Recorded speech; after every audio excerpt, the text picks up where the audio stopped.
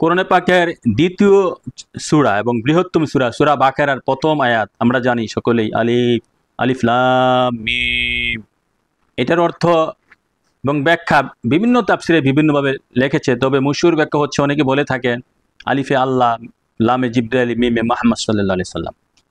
এবং আরেকটা খুব গুরুত্বপূর্ণ মশহুর ব্যাখ্যা, এবং সেটা আমার কাছে মনে হয়, আমার কাছে যেটা গ্রহণযোগ্য, সেটা হচ্ছে আলিফ লাম মিম দিয়ে অনেকেই বলে থাকেন যারা ওলিয়া আল্লাহ গাউস কুতুব, যে আলিফ লামতে হচ্ছে আহলে, আহলে মেমে মাহমদ, আহলে মাহমদ মানে হুজুর পাক নবী সাল্লাল্লাহু আলাইহি সাল্লামের আহলগণ, নবীজির লোকগণ, নবীজির আশেকগণ, নবীজির বান্দাগণ, তারে হচ্ছে আলিফ লাম মিম। এটা আল্লাহ পাক কোরআনে সূরা বাকারাতে অনেক জায়গায় এসেছে, তার অনেক সূরার প্রথমে এটা এসেছে।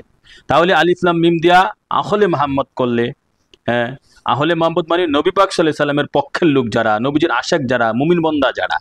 এখানে আবার অনেকেই রক্তের সম্পর্কের আহল যারা নবীজির, এগুলো আসল আহল নয়। কেননা বাংলাদেশ বিশ্বব্যাপী আপনি দেখবেন অনেকেই শহীদ বংশ দাবি করে, আহলে আহলে রসুল দাবি করে, কিন্তু তারা নবীর দুশ্মন। অনেকেই অনেকেই যেমন সৈয়দ আহমদ বেরলভী, প্রমাণিত শহীদ, তারপরে নবীর দুশ্মন। তাহলে এই রক্তের সম্পর্ক আহলে মোহাম্মদ সাল্লাল্লাহু আলাইহি সাল্লাম হইয়া কোনো লাভ নাই। মানে নবী পাক সাল্লাল্লাহু আলাইহি সাল্লামকে যারা জান ও মালের চেয়ে বেশি ভালোবাসতে পেরেছে, নবী পাক সাল্লাল্লাহু আলাইহি সাল্লামের কাছ থেকে যারা নূর পাইছে, তারাই সত্যিকারী ইমানদার মুমিন। তারাই আহলে মোহাম্মদ। অতএব আহলে মোহাম্মদ, এই জন্য নবী পাক সাল্লাল্লাহু আলাইহি সাল্লাম বলেছেন, আমি আল্লাহ নূর হইতে এবং আমার নূর হইতে সমস্ত মুমিনগণ।